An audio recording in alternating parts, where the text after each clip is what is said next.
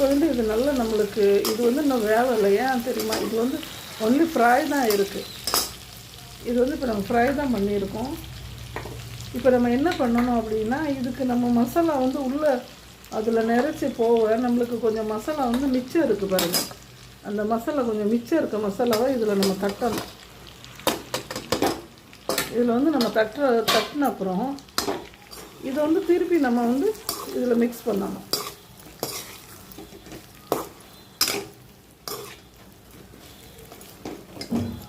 இப்போ இதை மிக்ஸ் பண்ணி என்ன பண்ணணும், நம்ம ஃபஸ்ட்டு நம்ம சூடான தண்ணி இருக்குது பார்த்திங்களா, அந்த தண்ணி வந்து அந்த பிளேட்டில் வச்சோம்ல, அந்த தண்ணி இதில் ஊற்றிடணும்.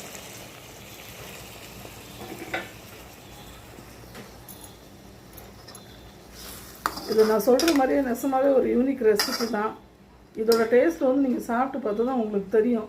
நான் சொல்கிறவங்கள தான் நீங்கள் செஞ்சு சாப்பிட்டு பாருங்கள். அப்போ தான் உங்களுக்கு தெரியும் இதில் வந்து எவ்வளோ அருமையான டேஸ்ட் இருக்குன்னு. இது இப்போ நல்லா கொதிச்சு இது கொஞ்சம் கட்டியாக ஆகணும். மசாலா சூப்பராக ரெடி ஆகிட்டு. இதை நீங்கள் அப்படியே சாப்பிடலாம், சப்பாத்தியில் இல்லை நீங்கள் எது கூட சாப்பிடலாம். அவ்வளோ அருமையாக இருக்கும், டேஸ்ட்டு நல்லா சூப்பராக இருக்கும்.